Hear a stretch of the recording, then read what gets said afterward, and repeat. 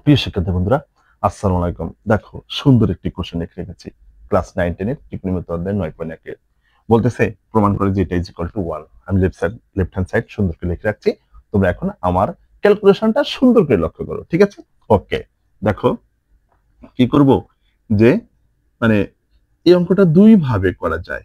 দেখো আমি যেভাবে করি তোমাদের পছন্দ হয় কিনা।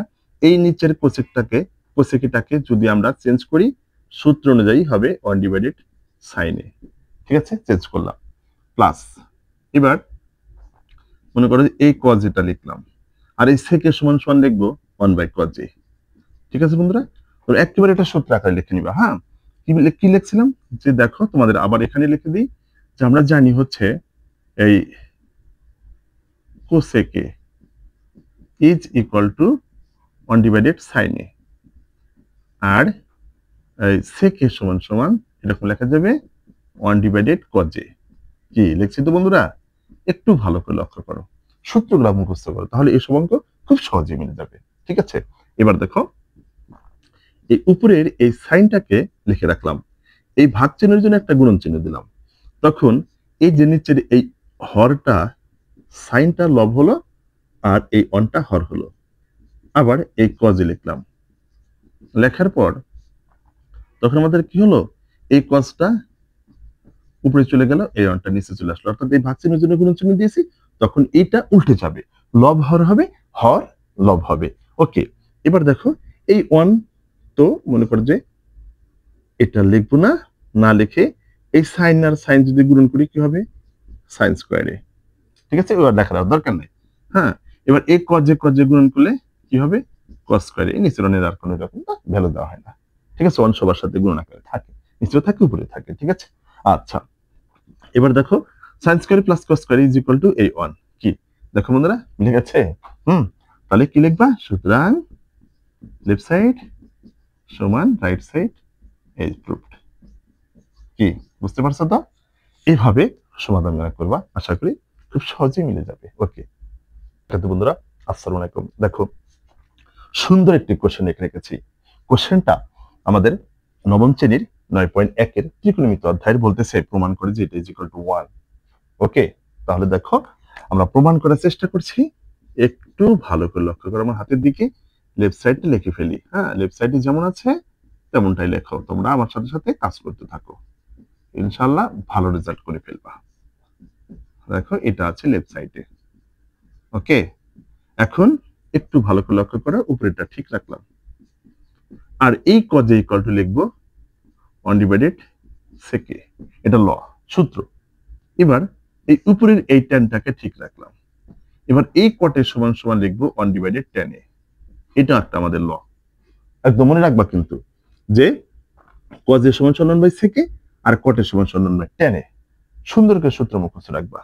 এইবার দেখো যে এই উপরের এই সেকটাকে ঠিক রাখলাম, এই ভাগ চিহ্নের জন্য একটা গুণন চিহ্ন দিলাম, তখন এটা উল্টে গেল।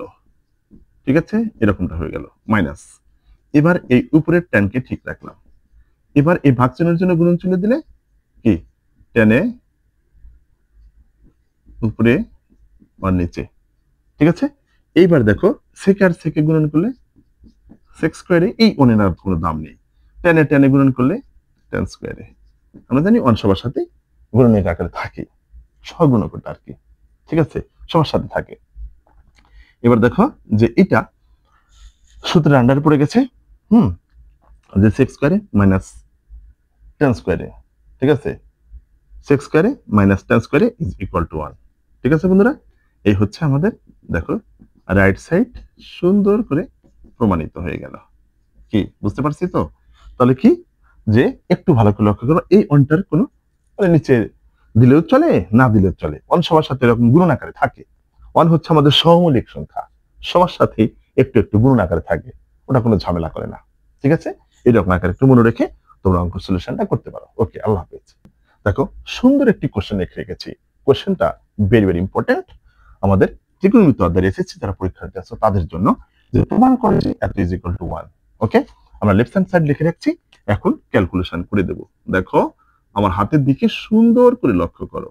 ঠিক আছে, এই হচ্ছে, এটা যেমন আছে তেমনই রাখলাম। ওকে, এইবার এটাতে একটু কাজ করে ধীরে ধীরে আমরা অনেক প্রমাণ করতে ক্ষেত্রে যাব, ঠিক আছে, 1 প্লাস কোসেক স্কয়ারের সমান সমান লিখবা 1 ডিভাইডেড সাইন স্কয়ারে, ঠিক আছে। তোমরা দরকার হলে সাইড নোট এখানে লিখে রাখতে পারো যে কোসেক স্কয়ারের সমান সমান 1 ডিভাইডেড সাইন স্কয়ারে। ওকে, এটা সূত্র, সরাসরি এটা প্রয়োগ করে দিলাম। ওকে, এবার একটু লক্ষ্য করো যে এখানে যেমনটা আছে তেমনই থাক, এরকমটা রয়ে গেল, এরকমটা রইল প্লাস। এবার দেখো একটু ভালো করে লক্ষ্য করো, এবার এই 1 এর নিচে মনে 1 আছে, তাহলে 1 আর সাইন স্কয়ারের লসাগু কি বন্ধুরা? এই সাইন স্কয়ারে, ঠিক আছে। এবার এই সাইন স্কয়ার দিয়ে কে যদি এই নিচের এই 1 দ্বারা যদি ভাগ করো তাহলে 1 সাইন স্কয়ার পাবা। এই সাইন স্কয়ার দিয়ে যদি 1 কে গুণন করো এই সাইন স্কয়ারে, ঠিক আছে, প্লাস। এবার এই সাইন স্কয়ার কে যদি এই সাইন স্কয়ার দ্বারা ভাগ করি থাকে কত? 1। 1 দিয়ে যদি এই 1 কে গুণন করি 1 হবে 1, ঠিক আছে। দেখো এবার একটু ভালো করে লক্ষ্য করো যে 1 ডিভাইডেড এই 1 প্লাস এই সাইন স্কয়ারে। ওকে, এবার এই উপরের 1টা লিখবা ক্রস। এবার আমরা কি করব? এটাকে ঘুরিয়ে দিব, হ্যাঁ, তখন দেখো বিষয়টা এরকম দাঁড়াবে। আর এটা একবারে সাজিয়ে লিখব, 1টা আগে লিখব প্লাস সাইন স্কয়ারটা পরে লিখব, ঠিক আছে। এইবার দেখো মজার অঙ্ক এগুলা, হ্যাঁ, 1 ডিভাইডেড এই 1 প্লাস এই সাইন স্কয়ারে, আর এই 1 এর সাথে যদি আমরা সাইন স্কয়ার গুণন করি, এই 1 কিন্তু উপরে আছে, 1 কিন্তু নিচে না। এই 1 যদি সাইন স্কয়ারের সাথে গুণন করি তাহলে এই সাইন স্কয়ার এই পাবো, আর নিচে যেমন আছে তেমনই থাকবে, ঠিক আছে, এমনটা হলো। ওকে, এবার দেখো আমরা মাঝখানে কি আছে? যোগ চিহ্ন আছে। যোগ যদি ভগ্নাংশ যদি যোগ বিয়োগ যাই করতে চাই, প্রথমে আমাদের এই হরগুলোর লসাগু টানতে হয়, হরগুলোর লসাগু করতে হয়। তাহলে এবার এই 1 প্লাস সাইন স্কয়ারে, 1 প্লাস সাইন স্কয়ারের লসাগু কি হবে বলো? 1 প্লাস সাইন স্কয়ারে। ওকে, দেখো তোমাদের এইখানটায় আমি সুন্দর করে করে দিচ্ছি, এই 1 প্লাস সাইন স্কয়ারে হচ্ছে লসাগু। এবার এই 1 প্লাস সাইন স্কয়ারকে যদি 1 প্লাস সাইন স্কয়ার দ্বারা ভাগ করে থাকবে কত? 1। 1 দিয়ে যদি 1 কে গুণন করি 1 প্লাস। এবার এই 1 প্লাস সাইন স্কয়ারকে যদি 1 প্লাস সাইন স্কয়ার দ্বারা ভাগ করি থাকবে কত? 1। এই 1 দিয়ে যদি সাইন স্কয়ারকে গুণন করে তাহলে এই সাইন স্কয়ারে, ঠিক আছে। তাহলে এটা একটু ব্র্যাকেট দিয়ে সুন্দর করে মনে করে এটা কেটে গেল, এই যে রাইট সাইডটা প্রমাণিত হয়ে গেল। কি পারবো তো? হ্যাঁ, এইরকম ভাবে কাজ করতে হয়, দেখবা যে অঙ্কগুলো অনেক সুন্দর করে হয়ে গেছে, ঠিক আছে। এইভাবে সুন্দর করে সমাধান করবা, খুব সহজে মার্ক পেয়ে যাবা। ওকে, আল্লাহ হাফেজ।